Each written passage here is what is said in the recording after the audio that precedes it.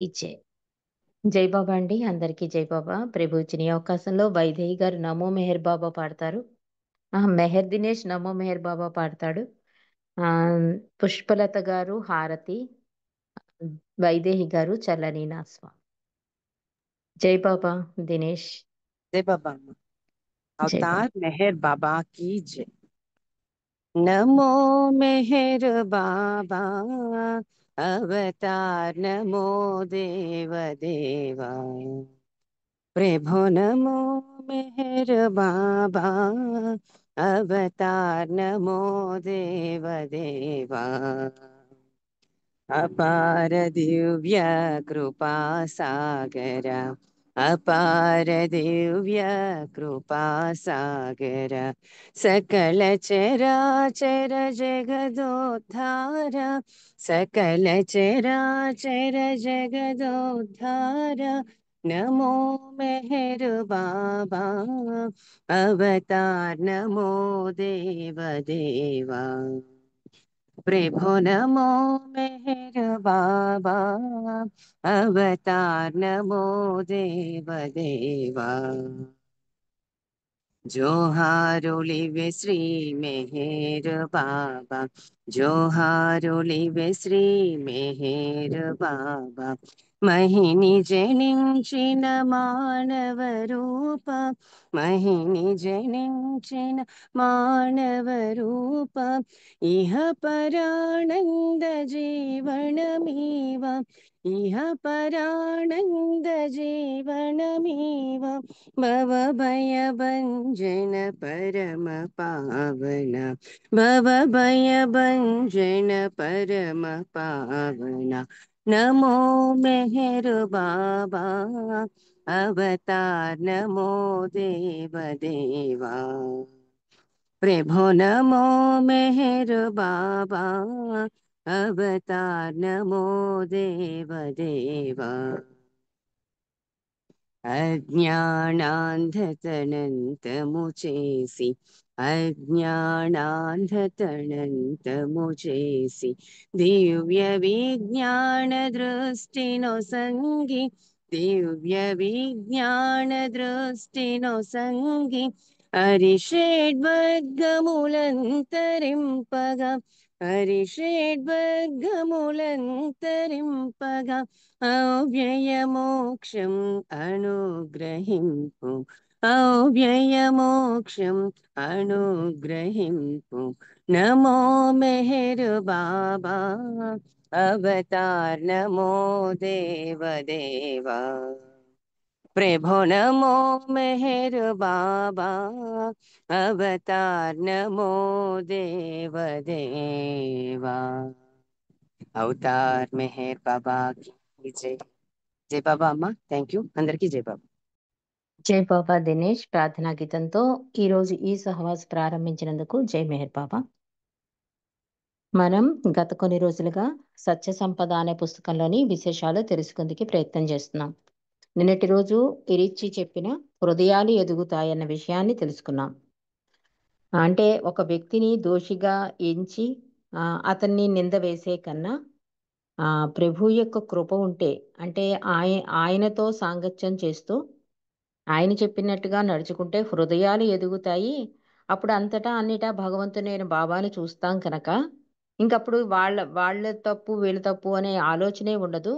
అలాంటి కృపావర్షం కోసం ప్రయత్నించండి తప్ప ఒకళ్ళ గురించి ఆలోచన చేసుకుని జడ్జి చేయడం అన్నది కరెక్ట్ కాదని నిన్న ఇరిచి చెప్పిన విషయాన్ని తెలుసుకున్నాం. ఈరోజు నిజమైన వినయం గురించి రుస్తుంబి ఫలహాటి మనకి తెలియజేస్తున్నాడు. ఇరిచి చెప్పిందే ఇది కూడా. ఎన్నో సంవత్సరాలుగా ఇరిచి గురించి తెలుసుకున్నా చదివేసినట్టున్నాను ఇది. యా నిన్న చదివేసుకున్నాం ఇది కూడా. నిజమైన వినయం గురించి అంటే ఇరిచిలో స్పెషల్ గుణం ఉంది, అది వినయశీలత అని చెప్పి ఒక అకేషన్ లో స్త్రీలందరూ వెళ్ళి దర్శనం చేసేసుకుంటారు. అంటే దర్శనం లైన్ లో ప్రేమికులను ఆపి స్త్రీ మండలి వెళ్ళి దర్శనం చేసేసుకుంటారు. అలా బాల్నాటు ఇంకోతను కూడా చేసేసుకుంటే ఇరిచిని కూడా వెళ్ళమంటే ఇరిచి వెళ్ళడు. ఎందుకు వెళ్ళడు అంటే ఇరిచి ఏమో గొప్ప వ్యక్తి, మీకు తెలియదా, మక్కా ఎంత పవిత్రమో అలాగే బాబా సమాధి కూడా మక్కాయే ఆయన దగ్గరికి వస్తుంది కానీ ఆయన దగ్గరికి మక్కా దగ్గరికి ఆయన వెళ్ళక్కర్లేదని ఒక చిన్న మాట అంటారు. దానికి ఇరిచి ఆ పొగడ్తలంటే ఇష్టం ఉండదు. వెంటనే ఆ మాట అనేలోగానే అన్నాక వెంటనే వెళ్ళి లోపలికి వెళ్ళి దర్శనం చేసేసుకుంటాడు. తర్వాత రుస్తుంబి ఫల్హాటి క్రేగ్‌ని అడుగుతాడు. క్రేగ్ అంటే మనకి తెలుసు కదా! ట్రస్ట్ ఆఫీసుల్లో పనుల్లో ఇరిచికి వాళ్ళకి బాబూజీకి సహకారిగా ఉంటాడన్నమాట చాలా ఏళ్ల నుంచి. ఈ క్రేగ్‌ని అడుగుతాడు. ఎందుకు ఇరిచ్ అలా ఆగిపోతాడు? మండలితో పాటు వెళ్ళిపోయి దర్శనం చేసేసుకోవచ్చు కదా! అనంటే చాలా అద్భుతమైన విషయం చెప్తాడు ఇరిచి గురించి. అంటే అందరి దృష్టి ఎలక్కడుంటుంది? బాబా మీదుంటుంది. లైన్‌లో నించున్నంత సేపు లోపలికెళ్ళాలి. వాళ్ళ బాధలు, వాళ్ళ కష్టాలు ఏదైనా బాబాతో షేర్ చేసుకోవాలనే ఉద్దేశంతో వాళ్ళు చాలా ఏకాగ్రతగా బాబా మీద దృష్టుంచుకుని లైన్‌లో నించుంటారు. నేను మధ్యలో వెళ్ళి దర్శనం చేసుకుంటా అని చెప్పి లైన్ ఆపేసి దర్శనం చేసుకుంటే కనుక వాళ్ళ ఏకాగ్రత, వాళ్ళ దృష్టంతా ఏమవుతుంది? నా మీదకొచ్చేస్తుంది. అది నాకిష్టం లేదు అంటాడు ఇరిచి చాలా అద్భుతంగా. నిజంగా సహజమే కదా! గబుక్కున ఎవరైనా పక్కన నింతే మన మనసు ఏంటంటే చాలా మాయలో ఉంటుంది. ఎప్పుడూ పక్కకెళ్ళిపోదామనే చూస్తుంది. అసలే వాళ్ళు ఎంతో ఏకాగ్రతతో బాబా కోసం ఉన్నప్పుడు, నేను మళ్ళీ అలా వాళ్ళని ఇబ్బంది పెట్టడం నాకిష్టం లేదు అని ఒక విషయం ఒకటి. అందరిలో బాబాను చూస్తాను అంటాడు ఇరిచి. ఎలాగంటే తన కోసం ఎవరైనా వచ్చినా లేతే మెహరాబాద్ మండలి హాల్‌లో గాని ఎక్కడైనా తనే గమ్మున లేచి ఆలింగనం ఇచ్చేవాడు. ఆఖరి టైంలో అంటే తనకు ఆరోగ్యం బాగోలేని టైంలో కూడా అలా లేస్తుంటే ఒక ప్రేమికుడు అడుగుతాడు. "ఎందుకు అతను రోజూ వచ్చే అతనే కదా! మీరెందుకు లేవాలి? అతనే వస్తాడు కదా!" అంటే ఇరిచ్ అంటాడు, "మీరెందుకు మీలో ఉన్న బాబాని నేను ఆలింగనం చేసుకోకుండా చేస్తున్నారు?" అంటే అందరిలోనూ బాబాను చూస్తాడన్నమాట ఇరిచి. అంటే ఇంకో యాత్రికుడంటాడు, "అయితే నిజంగా మా అందరిలోనూ నువ్వు బాబాని చూస్తున్నావా?" అడుగుతాడు. "అలా చూడకపోతే నేనెందుకు లేచి మీకు ఆలింగనం ఇస్తాను?" అన్న సమాధానం వస్తుంది ఇరిచి నుంచి. కాబట్టి ఇరిచి లాంటి అద్భుత వ్యక్తిని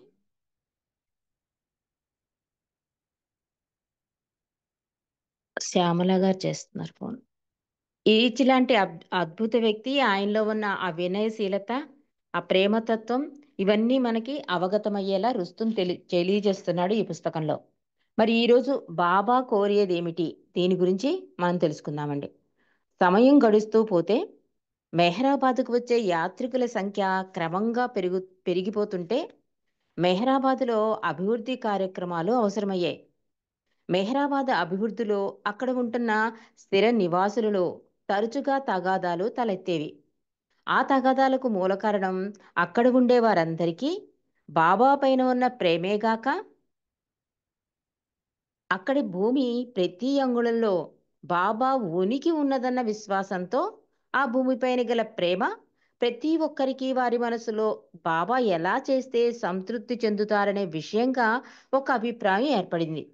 ముఖ్యంగా మెహరాబాదులోని పవిత్ర వాతావరణాన్ని కాపాడాలనే విషయం గురించి ప్రతి ఒక్కరూ శక్తానుసారం వారి సాయశక్తులా సేవ చేసే ప్రయత్నం చేస్తున్నారు.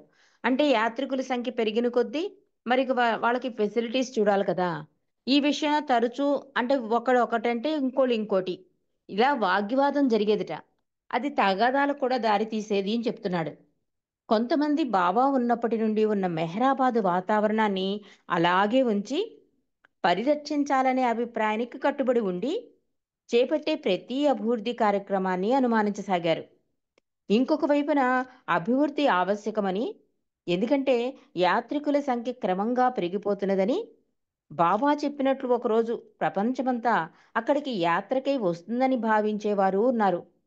ఈ అభిప్రాయ భేదం తరచుగా తగాదాలకు దారితీసి ఒక్కొక్కసారి ఆ సమస్యలు తీవ్ర రూపం దాల్చి మండలి వారు కలగజేసుకోవడం అవసరమయ్యేలా చేసేది చెప్తున్నాడు. అంటే స్థిర నివాసులు ఉంటారు కదా! వాళ్ళలో వాళ్ళు ఎక్కువ తగాదాలు వస్తూ ఉండేవి. ఒకళ్ళేమో అస్సలు ఏమొద్దు, ఎలా ఉన్న పరిస్థితిని అలాగే ఉంచండి అని కొంతమంది. లేదు లేదు బాబా చెప్పినట్లుగా ఇది ఒక ప్రఖ్యాత యాత్రాస్థలం అయిపోతుంది కనుక అన్ని కంఫర్ట్స్ ఏర్పాటు చేయాలని ఒకళ్ళు. ఇది ఎలా అయిందంటే చాలా సమస్యకి తీవ్ర రూపం ఎక్కువైపోయింట ఈ ప్రాబ్లమ్స్. ఇంకా మండలి కలగజేసుకోవడం అవసరమయ్యేలా చేసింది ఆ పరిస్థితి. అలాంటి ఒక సందర్భంలో ఇరు పక్షాల వారు వారి అభిప్రాయాన్ని వదులుకోలేకపోవడంతో ఆ సమస్య చాలా కాలం అలాగే నలుగుతూ ఉంది. దాన్ని పరిష్కారం కోసం మండలి వారి ముందుకు తీసుకుని వెళ్ళడం జరిగింది. నాకు ఆ ఇరు వర్గాల వారి వాదన ఔచిత్యంగాను సరైనదిగాను అనిపించింది.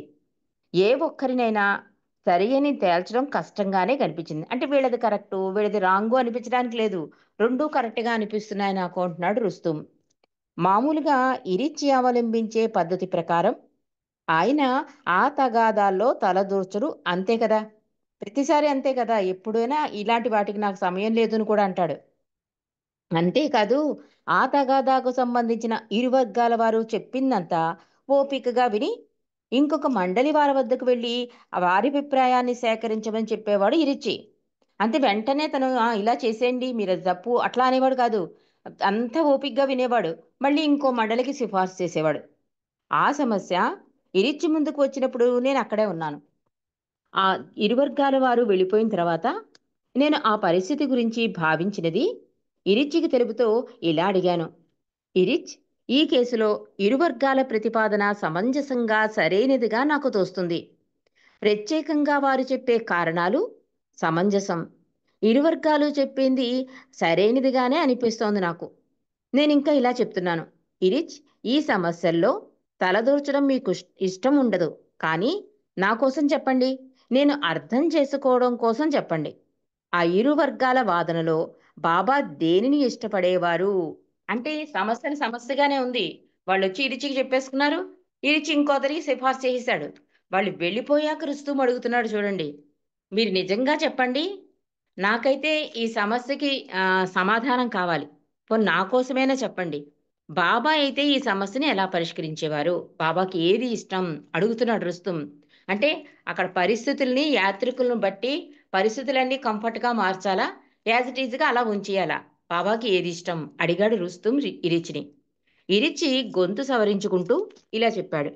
రెంటిని అంగీకరించేవారు కాదు. బాబా మిమ్మల్ని ఆ 2 రకాల పరిస్థితులకు అతీతంగా వెళ్ళాలని కోరుకుంటారు అంటున్నాడు ఇరిచి. ఇవన్నీ మీరు కావాలని కోరుకునేవి. బాబా ఈ విషయాలను కోరుకోరు. ఆయనకివన్నీ దేనికి? ఆయన విశ్వానికే ప్రభు. బాబా నిజంగా కోరుకునేది మీకందరికీ భగవంతుణ్ణి ఇవ్వడం. దాన్ని పొందడం కోసం మీరు తప్పొప్పులకు అంటే ఇది, అది అనే వాటికి అన్నిటికీ అతీతంగా వెళ్ళాలి. అప్పుడు మాత్రమే మీరు ఆయనను పొందగలరు. ఇదే బాబా కోరుకునేది అన్నారు ఇరిచి ఎంతో గంభీరంగా. అంటే భగవంతుడికి ఏంటండి అన్నీ ఒక్కటే కదా! అందుకని వాళ్ళు కరెక్టు, వీళ్ళు తప్పు అని ఎప్పుడూ కూడా. అందుకని ఇక్కడ ఇరిచి ఏం చెప్తున్నాడంటే అసలు ఈ రెండూ కోరుకోడు బాబా. ఆయన విశ్వానికే ప్రభు. ఆయన వచ్చింది దేనికి? ఇలాంటి తగాదాలు తీర్చడానికా? మహిమలు చేయడానికా? కాదు కదా! ప్రతి ఆత్మని గమ్యం చేర్చడానికి. అంతే కదా! ఆయన నిజంగా కోరుకునేది మీకందరికీ భగవంతుని ఇవ్వడం. అది ఆయన అది దాన్ని పొందడం కోసం మీరు తప్పొప్పులని ఇది, అది అని అనే వాటికి అతీతంగా వెళ్ళాలని అంటే ఎవరిని జడ్జి చేయకూడదు. నీ ప్రయాణం నీదే. నీది ఏం కావాలన్నది నువ్వు చేసుకుంటూ వెళ్ళిపోవాలే తప్ప, ఇంకోళ్ళ గురించి నీ ప్రయాణానికి అడ్డు తీసుకురాకూడదు. అంటే దృష్టి పక్కకెళ్ళకూడదు. కానీ బాబా ఇలాంటి వాటిని అసలు ఎంకరేజ్ చేయరు. అసలు ఇలాంటి వాటికి సమయం లేదు. ప్లస్ భగవంతుడు అసలు ఎందుకొస్తాడు? ఇలాంటి వాటి కోసం వస్తాడా? కాదు.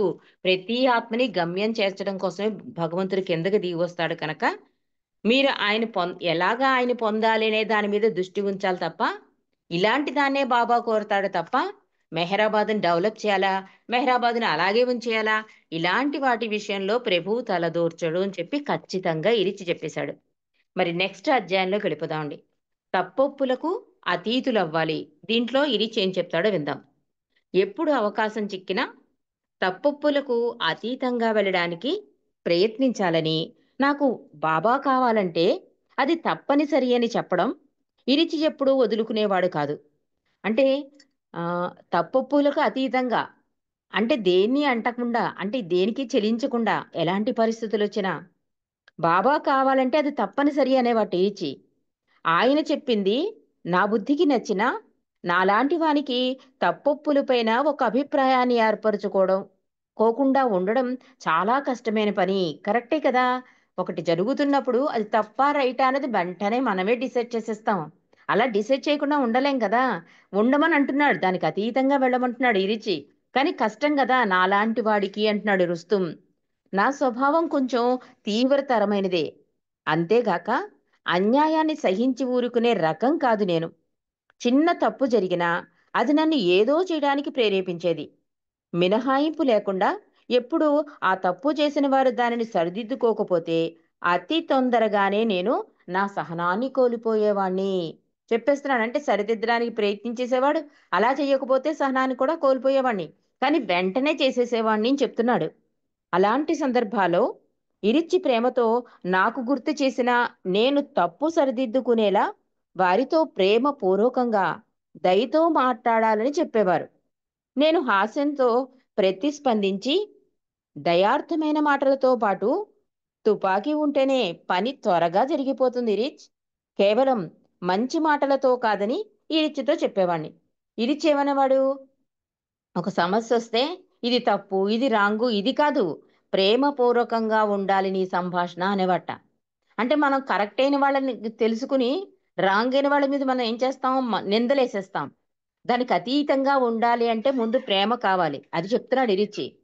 ప్రేమతో నాకు గుర్తు చేసేవాడు. ప్రేమపూర్వకంగా దయతో మాట్లాడాలి. అలాంటి సన్నివేశాల్లో ఎవరిది రాంగు కాదు, ఎవరిది కరెక్ట్ కాదు. కాబట్టి ఈ ప్రేమపూర్వకమైన మాటలతో ప్రారంభించు అంటాడు. కానీ నేనేమంటానంటే ఇరిచితో దయార్థమైన మాటలతో పాటు తుపాకీ కూడా ఉండాలి. అంటారు కదా! నాలుగేస్తే గాని దారిలోకి రారు అంటారు చూడండి. అదే చెప్తున్నాడు రుస్తుం.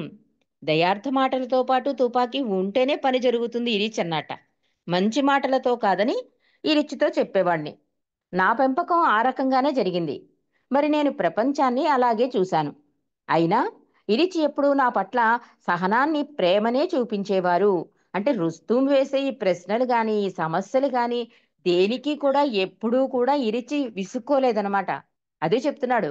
అంటే మనం చిన్నప్పటి నుంచి ఇది తప్పు, ఇది రాంగు అని మనకి చిన్నప్పటి నుంచి అలవాటే. రుస్తుం కూడా అదే అంటున్నాడు. నా పెంపకం అలాంటిది. నేను ఆ ప్రపంచంలో అలాగే మసిలాను. కానీ ఇరిచి మాత్రం నా పట్ల చాలా సహనాన్ని, ప్రేమని చూపించేవాడు చెప్తున్నాడు రుస్తుం. ఒక సందర్భంలో నేను సహనం కోల్పోయి ఒక వ్యక్తి పట్ల కోపంతో ఉండగా ఇరిచి గమనించి మా వద్దకు వచ్చి ప్రేమతో మా తగువ తీర్చడానికి ప్రయత్నించారు. ఇరిచి దానిని తెలివిగా పరిష్కరించగా అతి తొందరగా ఆ సమస్య తీరిపోయింది. ఆ సమస్య అంత సులభంగా పరిష్కరింపబడుతుందని నేను అనుకోలేదు. అందువల్ల నేను కోపంగా ప్రవర్తించవలసి వచ్చింది.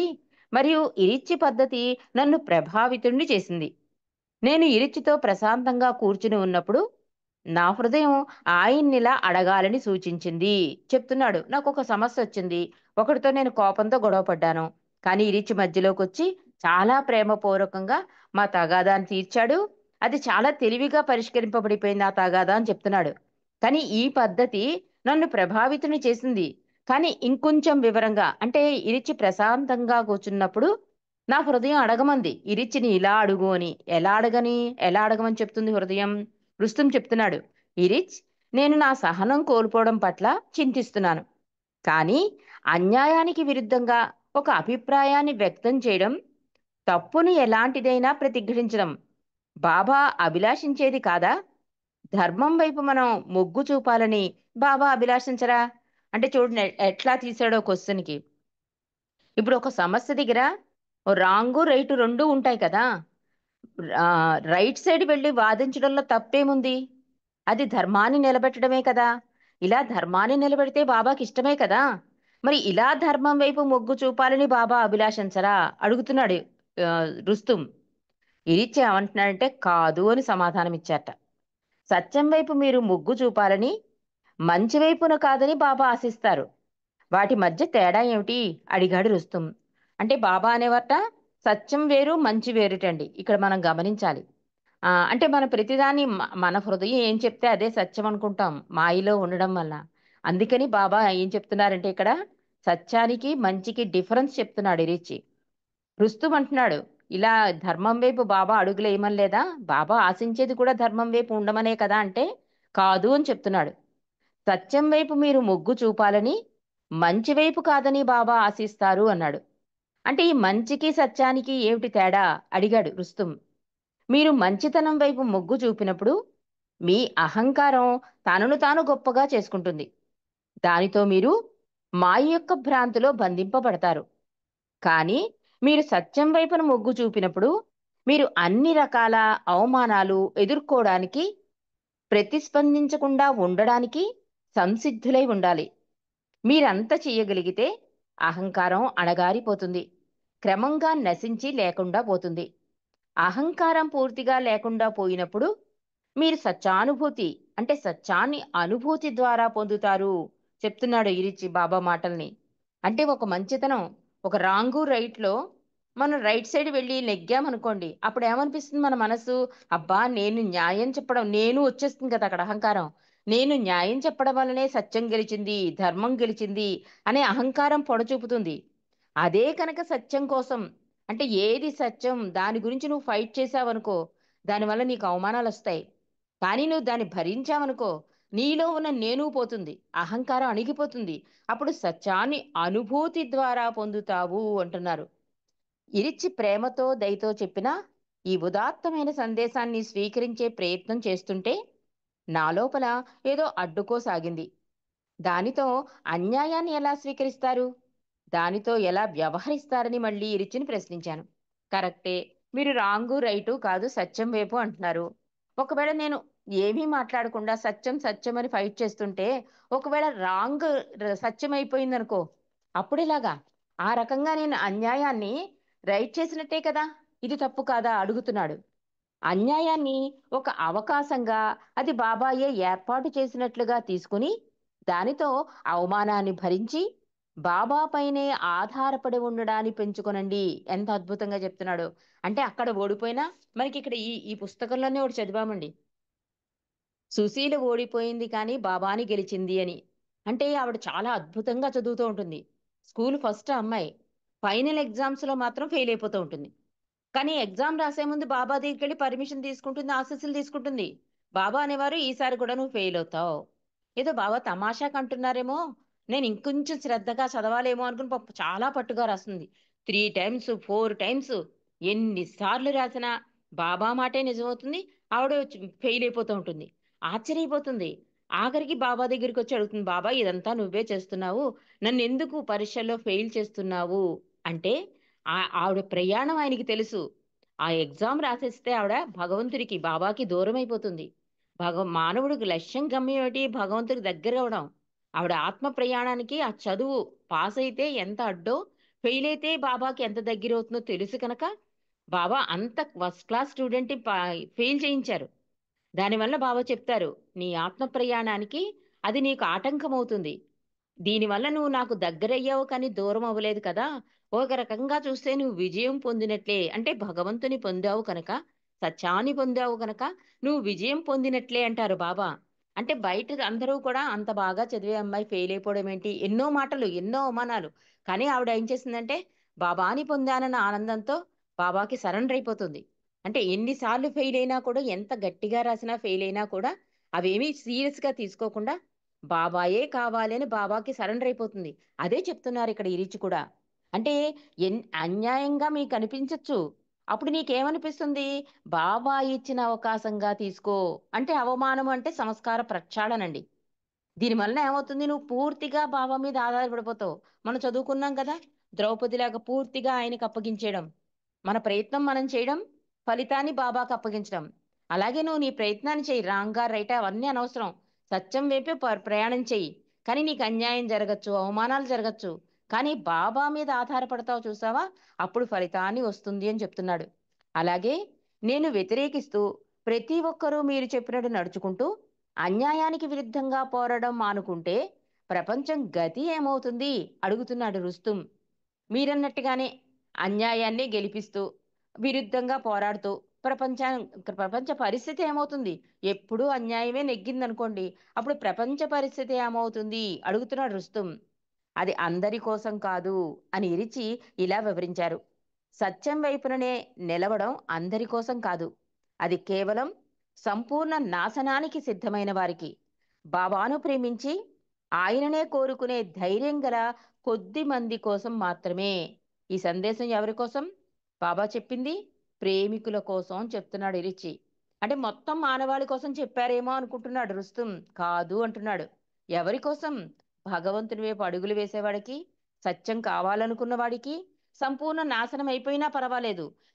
అంటే అహంకార నాశనం అయిపోయినా పర్వాలేదు, నాకు ఎన్ని అవమానాలు జరిగినా పర్వాలేదు, భగవంతుని వైపు వేసే అడుగులు, భగవంతుని దరిచేరే మార్గము అయితే చాలు అనుకునే వాళ్ళకి ఏం చెప్తున్నాడు అంటే, బాబాను ప్రేమించి ఆయననే కోరుకునే ధైర్యం గల కొద్ది మంది కోసమే ఈ ఈ సందేశం అని చెప్పాడు ఇరిచి.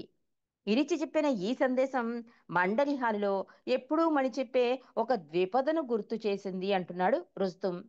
నీ క్రీగంటి చూపు ఎవరిపై సోకితే అతడు బూడిదైపోతాడని చెబుతారు. అయినా ఏం పర్వాలేదు, నాకు నీ సుందర వదనాన్ని చూపించు అని ఎప్పుడూ సోదరి మణిజ అంటుంటా. అంటే మనకి ఎగ్జాంపుల్ కూడా చెప్తారు. దీపపు పురుగులండి, అవి దీపం చుట్టే తిరుగుతూ ఉంటాయి. అది కాల్చేస్తుందని తెలుసు, అందులో బూడిదైపోతామని తెలుసు దీపపు పురుగులకి, అయినా దీపం చుట్టే తిరుగుతాయి. అలాగా భగవంతుడే కావాలనుకున్న వాడికి ఈ అహంకార నాశనం, అవమానాలు అన్నీ జరుగుతాయి. కానీ ఆఖరికి భగవద్ దర్శనం, మోక్షం, భగవంతుని వైపు అడుగులు, నేను భగవంతుడని తెలుసుకోవడం, ఇంత సత్యం ఉందండి అందులో. కాబట్టి సత్యం వైపు అంటే భగవంతుని వైపు అని మనం ఆలోచించుకోవాలి. కాబట్టి ఇక్కడ ఈరోజు అద్భుతమైన విషయం, ఇలా తప్పొప్పులకు అతీతులుగా అవ్వాలి అంటే మనం బాబా ఏం ఆలోచిస్తున్నారు, బాబాకి ఏది సంతోషం, మన ప్రయాణం బాబా వైపు వేస్తోందా పక్కకి వెళ్తోందా, ఇది రోజు రోజు చెక్ చేసుకోమన్నాడు ఇరిచమన్ని.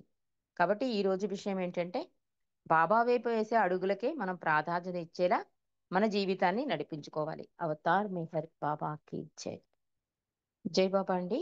ఇప్పుడు హారతి ఎవరికి చెప్పాను? వైదేహి గారా, పుష్పలత గారా? కాదమ్మా, నాకు పుష్ప చల్లని మా స్వామి ఇచ్చారు. ఆ, ఆ, అదే పుష్పలత గారు హారతి जय बाबा। వైదేహి. జై బాబా. अवतार मेहर बाबा की जय।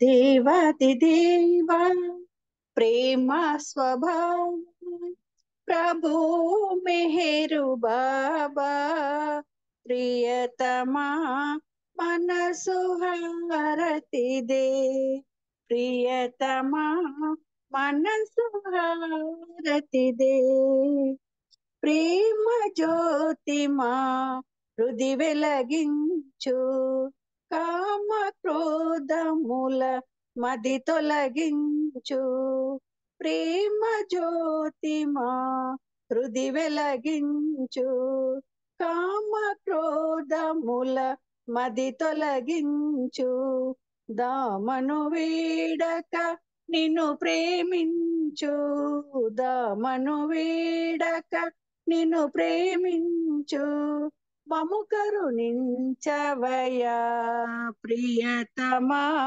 మనసు హారతిదే ప్రియతమా మనసు హారతిదే నీ దివ్య నామమే మదిని స్మరించు నీ దివ్య రూపమే హృది తిలకించు నీ దివ్య నామమే మదిని స్మరించు నీ దివ్య రూపమే హృది తిలకించు నీ దివ్య పదములే ఆరాధించు నీ దివ్య పదములే ఆరాధించు మము కరుణించవయ్యా ప్రియతమా మనసు హారతిదే ప్రియతమా మనసు హారతిదే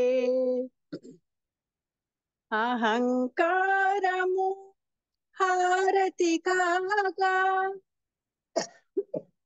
ఇహమే పరమై ప్రకాశించగా అహంకారము హారతి కాగా ఇహమే పరమై ప్రకాశించగా పాహి శరణు సయుజము పొందగా పాహి శరణు సయుజము పొందగా మము కరుణించవయ్యా ప్రియతమా మనసు హారతిదే ప్రియతమా మనసు హారతిదే దేవాది దేవా ప్రేమ స్వభావ ప్రభు మెహరు బాబా ప్రియతమా మనసు హారతిదే ప్రియతమా మనసు హారతి దే. అవతార్ మెహర్ బాబా की जय. जय बाबा रजनी, थैंक यू. అవతార్ మెహర్ బాబా కీ జై. చల్లని మా స్వామి సెలవీయవయ్యా, నీ సేవకై మేము మరల వచ్చెదమయ్యా. చల్లని మా స్వామి సెలవీయవయ్యా, నీ సేవకై మేము మరల వచ్చెదమయ్యా. మెహరునామమే నిత్యం కీర్తించులాగు, మెహరునామమే నిత్యం కీర్తించులాగు, ఎల్లవేళల నిన్ను స్మరించులాగు,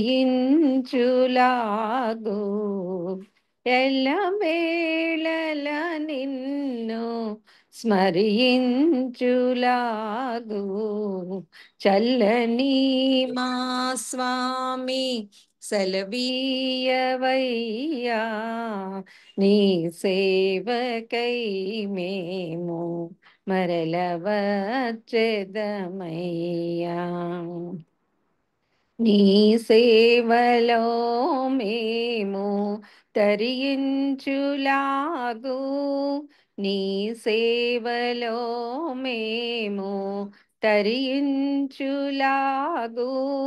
ప్రేమతో దీవించి సెలవీయవయ్యా, ప్రేమతో దీవించి సెలవీయవయ్యా. చల్లని మా స్వామి సెలవీయవయ్యా, నీ సేవకై మేము మరల వచ్చెదమయ్యా. చల్లని మా స్వామి సెలవీయవయ్యా, సెలవీయవయ్యా, సెలవీయవయ్యా, సెలవీయవయ్యా. అవతార్ మెహర్ బాబాకి జై. అందరికీ జై బాబా అంటారు. జై బాబా అండి, అందరికీ జై బాబా. అందరికీ జై బాబా అండి. జై బాబా, అందరికీ జై బాబా. జై బాబా. అందరికీ జై బాబా. జై బాబా.